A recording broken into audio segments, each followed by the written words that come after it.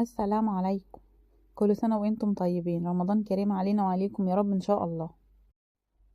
النهاردة هنعمل كنافة بس بشكل مختلف شوية، حاجة كده 5 نجوم يعني تتقدم للملوك.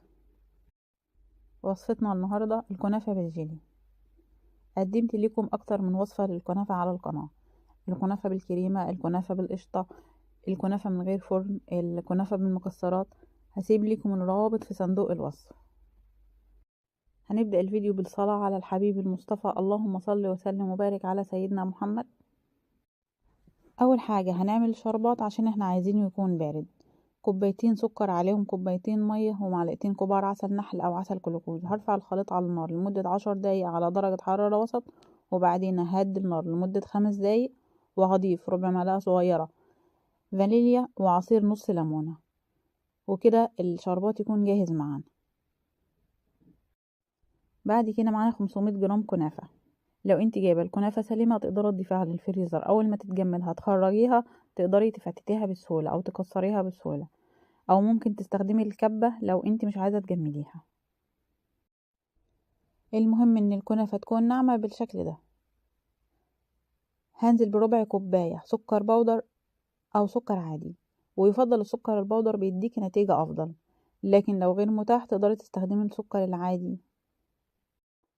هقلب السكر كويس جدا مع الكنافه لحد ما السكر يختفي تماما،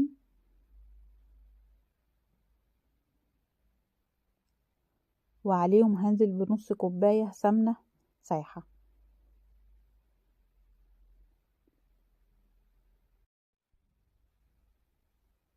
وأقلب الكنافة مع السمنة كويس جدا لحد لما الكنافة تشرب السمنة وتبقى مرملة كده معايا، أو تحس إن هي مندية شوية.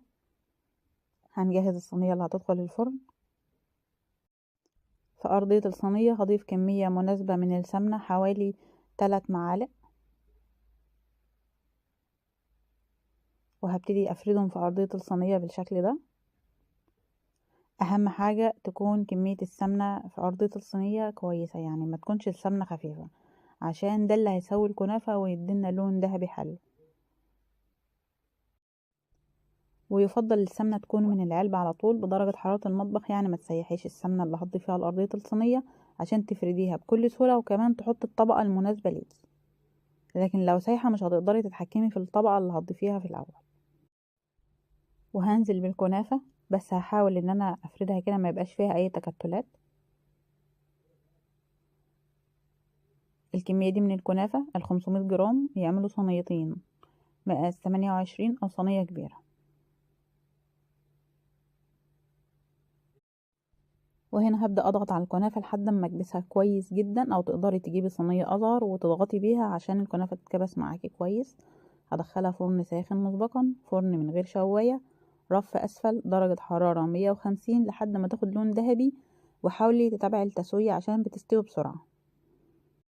انا ما شغلتش الشواية على الكنافة عشان الطبقة رقيقة، فاخدت لون من فوق ومن تحت على درجة حرارة الفرن بس من غير شواية. بعد ما تخرج من الفرن وهي سخنة هنسقيها بالشربات الساقع او بدرجة حرارة المطبخ. الكنافة سخنة والشربات بدرجة حرارة المطبخ، او شربات بارد. لو الشربات ساخن او حتى دافي هيخلي الكنافة طرية جدا معانا، ودي هتدينا نتيجة مش حلوة خالص. احنا عايزين الكنافة يبقى فيها سنة قرمشة كده وتبقى متماسكة. هنسيب الصينية على جنب دلوقتي خالص لحد ما تبرد، وساعة ما تبرد من السخونية اللي فيها هندخلها التلاجة، عشان احنا عايزين يكون فيها نسبة برودة كده، يعني لما نضيف عليها باقي المكونات ما تسيحهاش. فأول ما تبرد من السخونية هندخلها التلاجة. وهنا هنجهز الجيلي. هضيف كوباية مية سخنة وهنزل عليها بباكت جيلي. هقلب الجيلي لحد ما يدوب تماما، وعليهم هنزل بكوباية مية من الحنفية. وبعد كده هاخد الجيلي اضيفه للفريزر حوالي 10 دقايق عشان انا عايزاه يكون متماسك لما اجي اشتغل بيه. وبعد كده هنحضر الكريمة. معايا كوباية كريم شانتيه خام غير محلى، وربع كوباية سكر بودر، وكوباية مية ساقعة، ويفضل اللي يكون فيها قطع تلج. كل المقادير بنفس الكوباية. انا ضفت ربع كوبايه سكر بس عشان انا مش عايزه الكريم شانتيه يكون السكر بتاعه زياده عن اللزوم، وخصوصا ان هو بيكون دسم شويه. لو انت حابه تضيفي نص كوبايه سكر بودر زي ما تحبي، ولكن ربع كوبايه كويسه جدا، والسكر هيبقى مظبوط ما بين الكنافه وما بين الكريم شانتيه، لان الكنافه مسكره قوي. نهدي سكر الكريم شانتيه عشان يتوازن مع الجيلي. وهخفق لحد ما يوصل معايا القوام ده. لما تيجي ترفعي المضرب هتلاقيه بيقطع كده، مش بيمط معاكي. وهنا الكنافه بعد ما طلعناها من التلاجة ما فيش فيها اي سخونيه عشان ما تبوظش الكريم شانتيه. احنا ما سيبناش الكنافه في التلاجة وقت معين لحد بس ما حضرنا الكريمه والجيلي. هفرد الكريمه على وش الصينيه بالشكل ده، على وش الكنافه، لحد ما اغطي الكنافه تماما. وبعدين هسويها بشكل حلو كده. انا كان عندي القطعه دي فحبيت ان انا اعمل لها شكل حلو. لو هي مش متاحه عندك عادي ممكن تعملي شكل بشوكه، ممكن تفرديها وتسويها بس كده من غير ما تعملي اي حاجه، ولكن في لمسات صغيره كده بتدي شكل حلو برضه.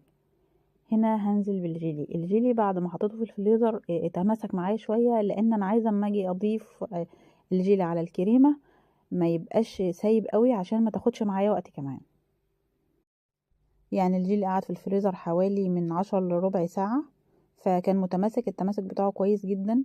فضفته لوش الصينية وهفرده بالشكل ده. وكمان الكريمة معانا برضو ساقعة، فكل الحاجات مع بعضها هتساعدني ان انا الصينية ما تقعدش كتير وقت كتير يعني في التلاجة. بعد كده هاخد الصينية اضيفها للتلاجة حوالي ساعة او ساعة الا ربع، او ممكن اكتر من ساعة على حسب ما الجيلي يتماسك معاكي. هي ما خدتش معايا وقت لان انا كنت مجمده الجيلي قبلها. وهنا صينيه الكنافه ما شاء الله بعد ما خرجت من التلاجة كل حاجه يعني ما شاء الله زي الفل. الكريمه زي ما هي ما اتحركتش، الجيلي متماسك جدا ومظبوط، يعني مش محتاج ان احنا نضيفه في التلاجة اكتر من كده. هي اخدت معايا تقريبا ساعه الا ربع. هنبتدي نقطع الكنافه. في هنا بقى ملحوظه مهمه، يعني احنا هنقطع وهناخد الصينية من الاول للاخر كده ونطلع السكينة نمسحها بمنديل قبل ما نبتدي نقطع الجنب التاني، عشان هي بتكون شايلة كريمة. يعني حتى وانت بتقطعي ما تحاوليش السكينة تطلع لفوق خالص وتنزل، حاولي ان هي تكون ثابتة كده، وامشي بايدك وهي ثابتة عشان ما تاخدش الكريمة وتطلعها على الجيلي وتبهدلي الدنيا بقى وتلاقي الصينية بقى شكلها مش حلو.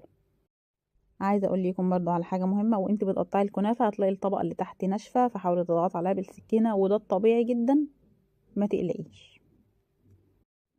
وهي ما بتكونش ناشفه يعني لدرجه مزعجه، هي يعني مثلا ممكن تكون عامله زي الهريسه كده، ولكن ما بتبقاش عامله زي الكنافه اللي بالكريمه او اللي بالمكسرات، ما بتكونش طريه كده، بتبقى ناشفه عنها حاجه صغيره خالص. وبس كده هنضيف الكنافه الاطباق التقديم ونقدمها بألف هنا وشفا. واشوفكم على خير في فيديو جديد ووصفه جديده على قناتي أفنان أيمن ان شاء الله. السلام عليكم.